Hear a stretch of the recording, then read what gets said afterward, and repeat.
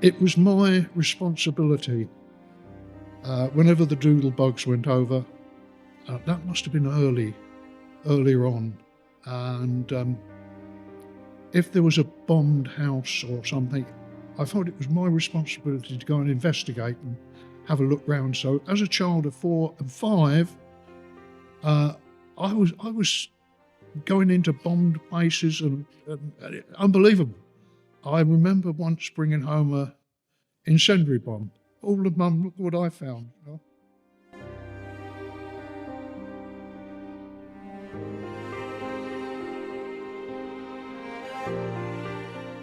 For Honour's Sake is the new podcast from AJEX, the Jewish Military Association, and I'm delighted to introduce our guest for this episode, Barrie Davey, a Chelsea pensioner and veteran of the Royal Army Veterinary Corps.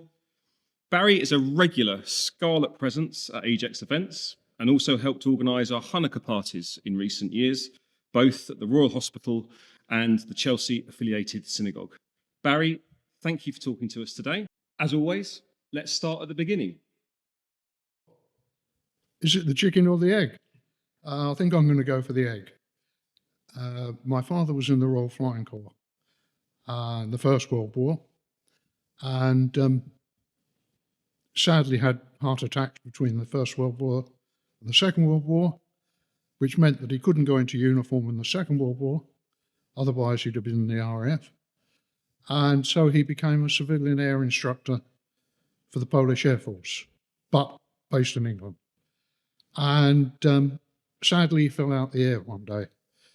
We're not sure whether he took the plane up intentionally. Well, he took the plane up intentionally, but we're not sure whether he was shot down or had a heart attack where he was up there. But all I know is that they denied any knowledge of him ever flying. So yes, it all started with the fact that my father was Royal Flying Corps.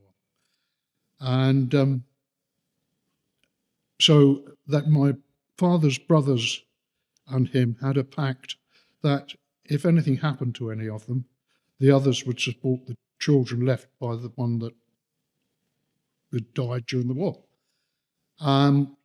Therefore, my uncle Dan, took responsibility and offered my mother to run the hotel on Box Hill.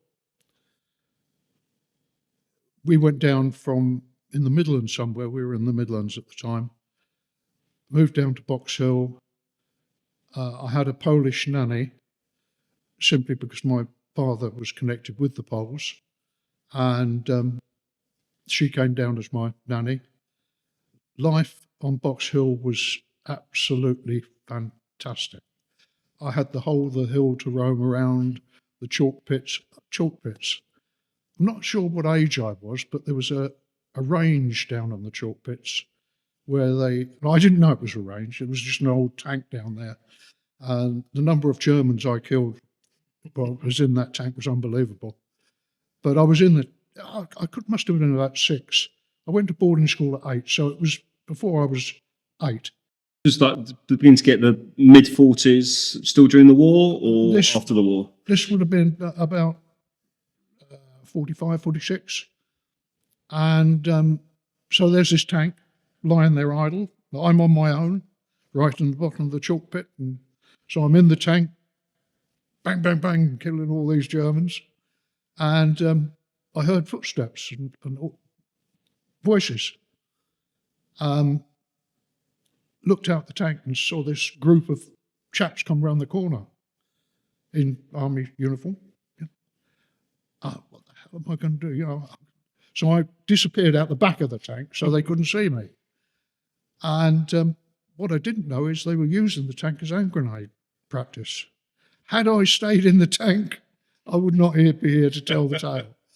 But I disappeared out the back of the tank, climbed up the hill and went home. It was my responsibility whenever the doodle bugs went over. That must have been earlier on. And if there was a bombed house or something, I thought it was my responsibility to go and investigate and have a look round. So as a child of 4 and 5, I was going into bombed places and unbelievable. I remember once bringing home a incendiary bomb. All of mum, look what I found, you know. So I had a wonderful life. Then my mother met up with this chap, and sadly, I found out afterwards he was a child molester, and he started to try to give me a bath. I nearly drowned him. I didn't like what he was doing. I don't know, I can't remember exactly what he was doing, but I didn't like it. So from that stage, from that time, I would run away from home at the age of 7, because as I say, I was in boarding school at 8. So at the age of 7, I'd run away from home and stay away for 3 or 4 days at a time. And telling my son this story, and he said, well, how did you survive, Dad? It's easy. You just go and knock on a door and say, can I have a glass of water? And, you know, you can smell everybody baked in those days, or everybody baked. So, oh, are you baking cakes, you know? And the lady would take sympathy on you. And I said, the guy's fishing down by the river. So my son said, you couldn't do it today. I said, couldn't I? So my son must have been about 16 at the time. I'd taken him back to where I lived. So I said, right, we'll see whether I could or not.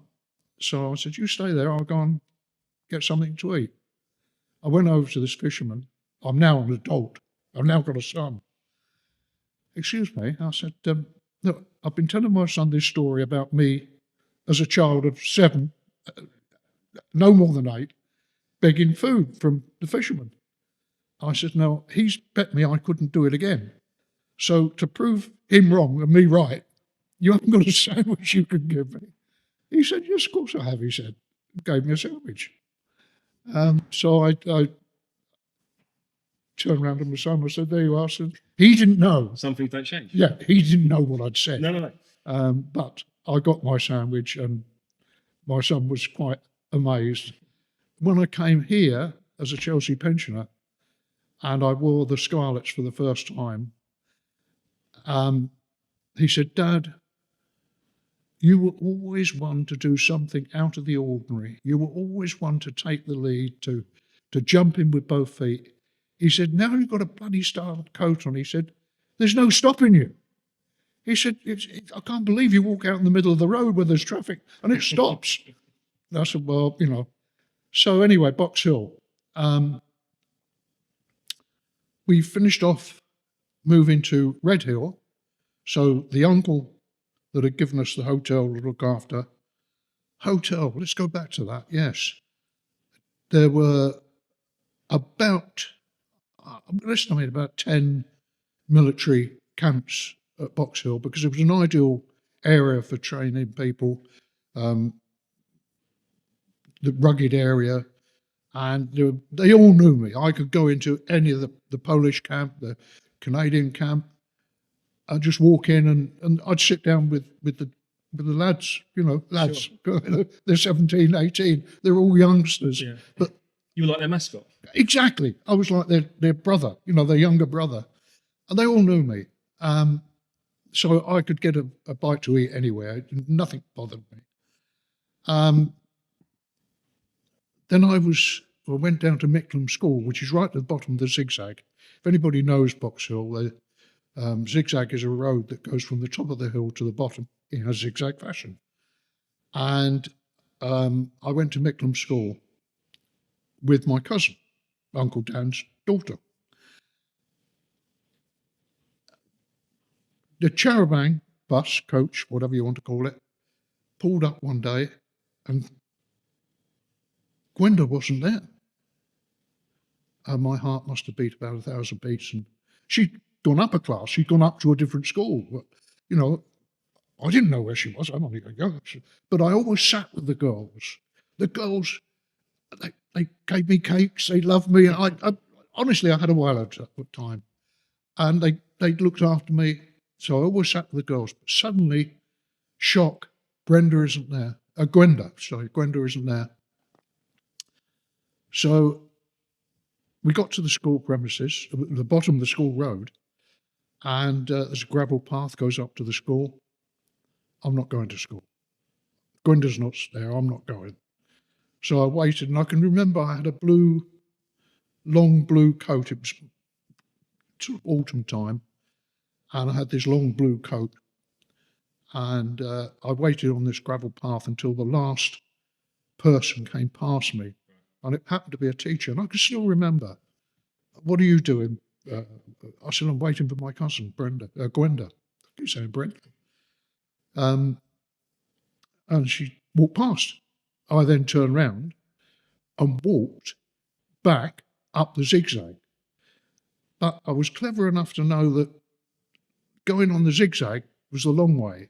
If I went straight, in a straight line, I could get from bottom to top much quicker. Sure. So we're 7 years old, it's incredible. And there were wild strawberries, there were sloes, it was all there. I knew what I could eat out of the countryside. I knew what leaves I could eat. I was a country boy. I'd already taught myself way, way, way before this how to survive. And so I filled my stomach up with all these lovely fruit. I mean, I don't know whether you've ever seen wild strawberries, but they're the tiniest little thing, but they are so tasty. A grown strawberry just doesn't compare. And I got back to the holiday camp where the hotel was, and Uncle Dan's there. "Hello, Barry," he said. "Hello, Uncle Dan." I said, "I've got to go to the toilet," Yeah, you can imagine going. But I got the hiding of my life for running away from school. And that wasn't the first time I ran away, and it wasn't going to be the last. No. The hotel itself, during the war, just after the war, people didn't stay in hotels. The only people that stayed in hotels were wives of soldiers in the local camps, there might be Army, Navy, Air Force, whatever, and the prostitutes. So I can't remember which way round it was. The prostitutes came up during the week and the wives came up at the weekends. Something like that. I was the other way round. They all slept in the same bed anyway. So, but the hotel was quite well used. And it was now time to move to Red Hill. And by now, my sister and brother had realised what my stepfather was and what he was capable of. I didn't. I had no idea. So they found me a decent school to go to, a boarding school, one of Lord Shaftesbury's schools. He had the Arethusa, Fortescue House and Shaftesbury in Bisley. I went to Shaftesbury. And it was called a farm school. So we had a farm which the lads worked on. We had our own tailors, our own shoemakers. All the shoes in the school were made by the lads. All the clothes we wore were made by the lads in the tailor's shop. And by the time they left school, they were a qualified shoemaker or tailor or had qualifications in the arable farming. And quite often I would go on the farm in the morning, John Butcher, never forget the name, and then go again in the afternoon. So normally you went in the morning and did schooling in the afternoon. Sounds a bit like Kibbutz. Exactly. That's probably why I liked it so much. And then by the time you got to 16, you would go full time. So you're on the farming side in that. I went on the farming side, and quite often I'd go in the morning. "Didn't I see you this morning?" "No, that was my brother," but I didn't have a brother. So. And then there was the academic side, 300 pupils.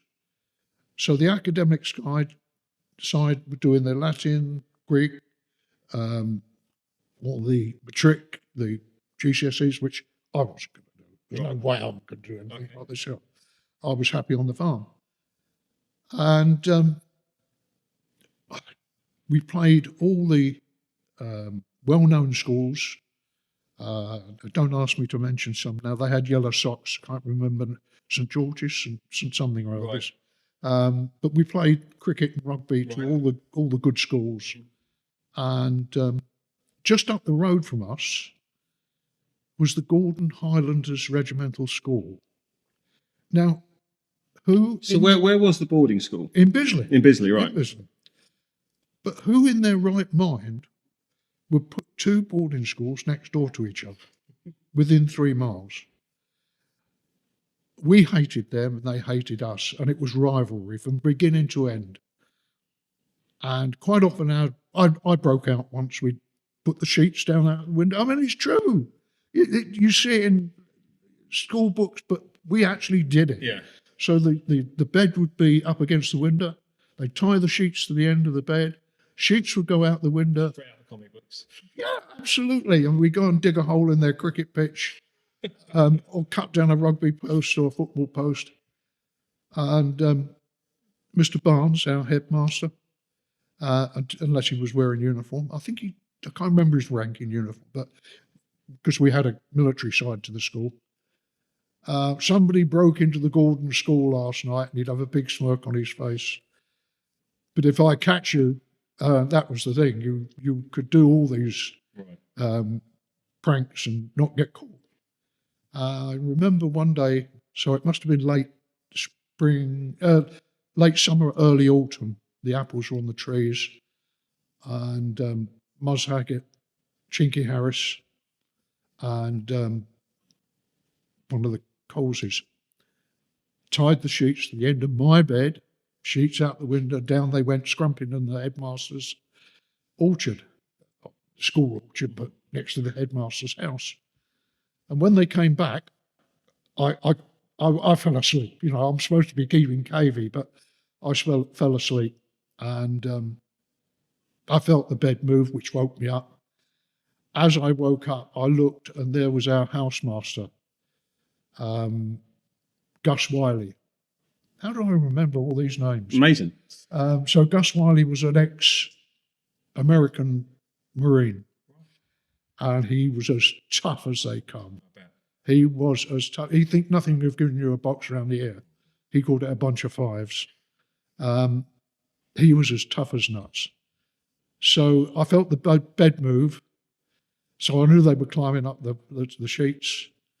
And one of the lads had these pillowcases and put his hand through the window, sash windows. "Grab these," he said. Gus Wiley grabbed them. He said, "I've got you, little brat." And he pulled him in by the scruff of his neck. And needless to say, they all got punished. I didn't, because I wasn't part of it, was I? So it was, then we decided we're going to build a tunnel into the school. Now, the guys that dug the tunnel in the Great Escape, they didn't know what they were doing. We had a better way of doing it. So we thought about this for 2 or 3 days. We had our gardens, we had little allotments for each, every boy had an allotment if you wanted one. Very much like the Royal Hospital. So we decided we were going to do this. These chaps in the Great Escape didn't know what they were doing. So we went across the border of the school out onto the ranges, and we dug the tunnel from outside in. Okay. We can get rid of our spoil. I'm not sure. I mean, the Great Escapers probably didn't have that option, to be fair. That's probably true. Well, it is true, as we know. And we dug this tunnel, and it was clayish, so we were all right. Okay. But we could get rid of the spoil. Yeah. Yeah. Nobody worried about us going across the gardens. Yard, yeah. We left our shovels and our... Down out through his trousers and everything, yeah. It was amazing. So that we didn't go very far. I think we went about 8 foot and decided we'd give that up. We'd try something else. And for the prep rooms were the cinema, which was a long, thin hall. Now, we had 4 houses: Knights, Cavaliers, Crusaders, and another one, whatever it is. I'll come to it in a minute. So I was Knights, and they went by number. So we're all, like we are here, we all had a number, military number, or school number. So the boys, the young boys, they'd just come up from junior school, which was about 2 miles away from the senior school. We had our own hospital, our own chapel, our own laundry. I mean, it was a fantastic school. You just don't get this today. A lad went in there and came out. Sure. Man. Yeah. And go on. Well, it sounds like a great grounding for a military career. Oh, yes. But that wasn't what you did straight after school, was it? Or was it straight into the No. army from there? So I'm at school now, and there's no way I'm going to get a GCE or any qualifications because it just didn't interest me. And I wasn't that type, haven't got it there anyway.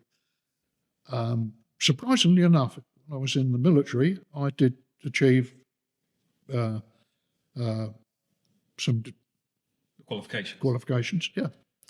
So going back to school, we got all these pranks we were doing, and this prep room was long and thin, much like the Great Hall. Our dining hall was a replica of the Great Hall. Wow. All Great Hall here. Yeah, all the flags, all the paintings on the walls, the flags in the glass cages. Exactly. I felt so at home when I came here that it was just, well, the transition was, it's me. It's what I am. Fantastic. So this would be divided up into sections, the prep rooms. And we found our way into the cinema, the projection room. And of course, in those days, all the lads smoked. That was the thing. You have a cigarette somewhere. We found our way into the projection room, and there was a film on the projector. We had no idea what we were doing, and we started the camera up, the projector up, and we were showing the projector onto the back of the little 6x6 trapdoor that shows it through a glass panel onto the screen. And then somebody trod on a wire which lifted the trapdoor, and the whole of the school could see what we were doing. Needless to say, we did a bunk and quickly got out of that, got away with it. Pranks were just everyday thing. It was the most wonderful time. Yeah. So I remember Christmas time. It was Christmas of 49? It was a really bad Christmas. 48, I think that's right. I think the winter 49-50 was a particularly bad winter. It was still rationing and everything. Absolutely. It was very harsh. And nobody could get home. No, right. What amazes me now, it doesn't amaze me because I know it happens. But if I was to tell you, or youngsters today, they wouldn't believe it. So the boarding school was for military personnel.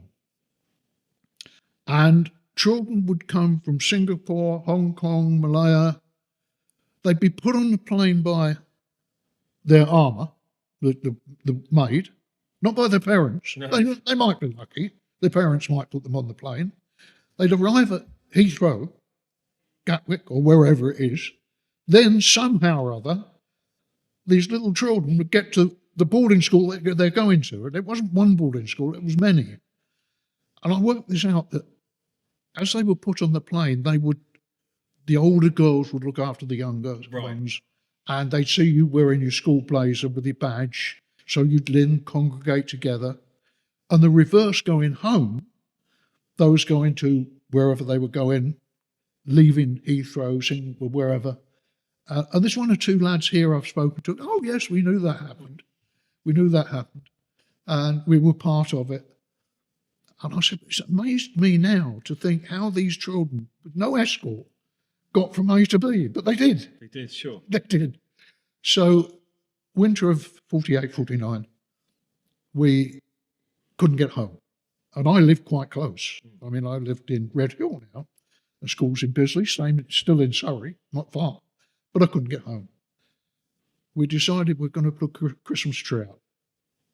And that area of Surrey, there's a lot of conifers. And we sneaked out, down the sheets, off we went. I have no idea what we used to cut this Christmas tree down. It must have been knives and forks or knives from the dining hall, because we had a hobby room like here, just like here. We went out. We cut this conifer, this Christmas tree down, and we're going to put this on the roof. So we dragged it all the way back, thinking that, or not thinking that, you could see where this tree had been dragged through the snow. You know, hey, look, someone's dragged a tree through the snow. Look, we led straight up to the school, into the schoolyard, we went through Crusaders' dormitory for some reason because their trapdoor led into the roof space. Ours didn't. We didn't have one. And so we went into Crusaders. We got the tree nighttime, early hours of the morning, up into the roof space. And we had a clock, similar to the one we got here, but it had a trapdoor in the clock face so that you could wash it, clean it, move the hands, whatever. And this clock hadn't worked for donkey's years. As we're getting the tree up to the trapdoor to get it out the clock face, I have no idea how we were going to get it onto the roof from there. One of the lads trod on the chimes, and the clock, boing, boing, or deeper, boing, boing. And Gus Wiley was walking across the playground. He was known to go down the local pub and have a pint too many. And he looked up and he saw this face looking at the clock. Oh my God! And I think, I'm not sure whether he had a heart attack, but we didn't get the tree up there. We left it where it was. So I can only assume when eventually the school was sold and it was turned into a prison. I forget the name of the prison now. When they put the buildings down, they would have found a skeleton. The tree was still there with trunk and branches at least. Brilliant. There we go. So yes, it was. School life was great. Right. And it sounds as how much fun it was. You still left as soon as you could. I wanted to go at sea. I wanted to go to sea. All my life, I wanted to go to sea, or work with animals. So I. Somehow or other, my brother and sister were my lead-in because they knew what my father was. I was never allowed to go home on leave and live in the same house as him. They would take me all over Scotland on hikes. At the age of 8, I was hiking from, we started off at Ballach, which is the south coast of the Loch Lomond, up the west bank of the Loch, and hiked to Skye at the age of 8 with a backpack on. And there were no bridges in those days. If you wanted to get across a loch, you had to hail the boatman and he would throw a stone at him or whatever, and he would row across, pick you up and row you back. Did I see Loch Ness? I think I did. So the monster? Sorry? Did you see the monster? I saw what I thought was his trail. Wow. But, when you think about it, the Loch Ness is a very deep loch and it has tidal movements. And when two tidal movements come together, it will leave a white trail foam. Yeah. But I was happy to think that I'd seen the loch, the Ness. And we're now hiking from the top of Loch Ness, and we're going to hike across country to Oban. We're on a charabanc, coach as you would call it today. Sitting in front of me were my brother and sister. In front of them was this gentleman with a deerstalker hat and a cloak. And I can relay the story because I heard it from my brother and sister in later life. At that time, it didn't mean much, but they were talking to me, or he was talking to my brother and sister, and they said where we're going. No, you can't do that, you'll die. It's too far, you'll die. There's rivers and burns and lochs, and you can't do it. Well, when we got off the coach, he'd persuaded them to go up this track, a farm track. Don't forget, there's no hand radios, there's no radios in those days. There was no telephone wires leading up this track, nothing. It was just 2 ruts and grass in the middle. So it would have been horse-drawn track. And he'd persuaded my brother and sister to stop in this farm overnight. He said, you will stop there. It turned out he was the local laird, and he didn't want any dead bodies on his land. So we knocked on the door, and I distinctly remember my brother and sister being very shocked that as the farmer's wife opened the door, she said, you must be the Davey family. There wasn't a house. You couldn't see a house. You couldn't see the castle. So in later life, the only thing I can assume is that he sent a rider to this farmhouse to say, look, you're expecting somebody. Sure. Wine and dine them. Yeah, amazing. I have never, it's just after the war, a table very much like our tables in the Great Hall, same size, candelabra in the middle of the table, piled with fruit I'd never seen. Sure. I mean, still, I say, this time still rationing going on in most of the rest of the country and everything. Yes. Amazing. And it was the meat, it was just joints of meat.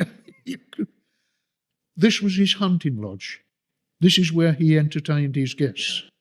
So to him, it was nothing. 3 guests, Sure. two adults and a child. It's nothing, you know. So we were wined and dined, and I remember going upstairs. There's no bathroom. All there is a big basin on the chest of drawers full of ice cold water. I mean, you know, it's straight out the brook. Of course. And having to wash in this, and it was a very quick, you know, cat's lick. And then we got up in the morning. We were given we call it a nose bag in the veterinary corps. They call it something else here. Given a packing up to take away. Yeah, the horror bags, I think we call them. Sorry? The horror bags, I think we call them. No, they've got a different name for it. Yeah, we call them horror bags sometimes. So off we went to go walk across the mountains and glens and rivers to Oban. We got there, and from there we went up to Skye. But it was just that little event of Scottish hospitality. And if there's any Scots out there or any Celts at all, God bless you all, because the hospitality you give is fantastic. So you got to see quite a lot of Great Britain, or certainly some corners of it. But what came next meant you got to see quite a bit of the world. Yeah. To find out Barry's answer, you'll have to tune in to part 2 of my interview with him on For Honour's Sake. That's the end of part 1, and see you next time.